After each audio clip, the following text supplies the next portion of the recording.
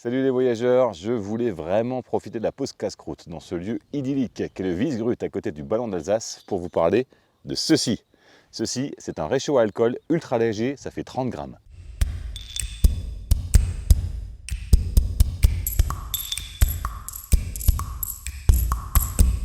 Si pour vos treks, vos bivouacs, vos randos, vos sorties en kayak, vous avez besoin d'un réchaud ultra léger, eh bien voici peut-être ce qu'il vous faut. C'est un réchaud de la marque Vargo. Vargo, c'est américain, c'est un réchaud en titane. C'est le réchaud à alcool le plus léger du marché actuellement, semble-t-il.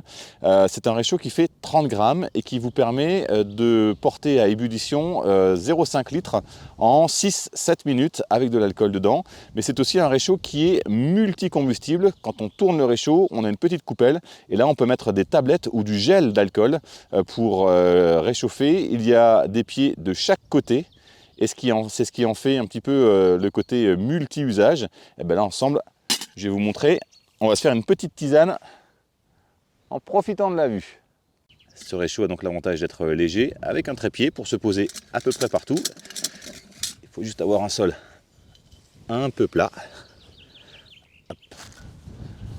Le réchaud, vous pouvez l'acheter avec un petit conteneur de la même marque qui vous permet d'avoir l'alcool à portée de main. Il vous suffit de remplir la coupelle d'alcool. Voilà. Ils disent qu'il faut mettre 1,5 oz d'alcool dans le réchaud. C'est sa contenance maximum. Une fois que c'est fait, il n'y a plus qu'à allumer. Alors on ne voit pas forcément la flamme. Elle prend d'abord au milieu. Et puis après, une fois que le pourtour est suffisamment chaud, les petites flammes sortent sur le côté.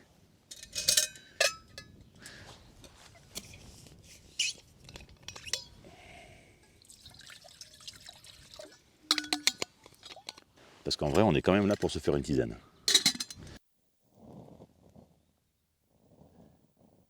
Une fois que le brûleur est suffisamment chaud, les petites flammes commencent à sortir par les petits trous, un petit peu comme notre gazinière à la maison.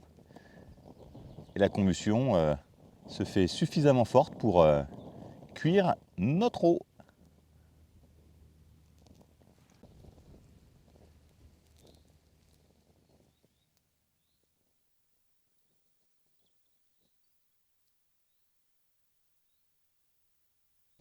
Et l'un des gros avantages, mine de rien, de la faire, c'est que ça ne fait pas beaucoup de bruit. Contrairement aux réchauds à gaz, qui ont toujours une petite soufflerie qui se fait entendre. Là, on est peinard. Et on profite vraiment du Wiesgrut.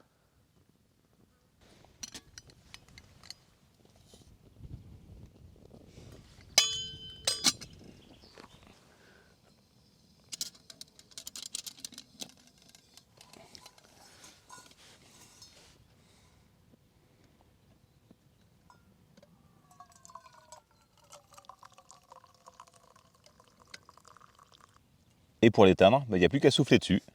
Je ne sais pas si vous les voyez bien, les flammes là. Là, il y a une sacrée flambée sur le pourtour. Ça chauffe vraiment bien. 20 minutes de combustion donnée pour le remplissage du réservoir avec de l'alcool liquide.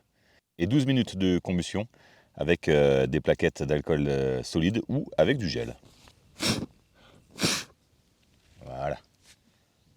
Ça va refroidir. Une fois que vous avez laissé refroidir un petit peu le réchaud à alcool, on peut récupérer l'alcool. Il faut viser la petite patte là qui va aller à l'intérieur et hop, on fait couler tout l'alcool sur la pâte et ça rentre dans le brûleur. Ça permet d'en enlever un maximum, hop, pour pas gâcher. Et après, on n'a plus qu'à ranger.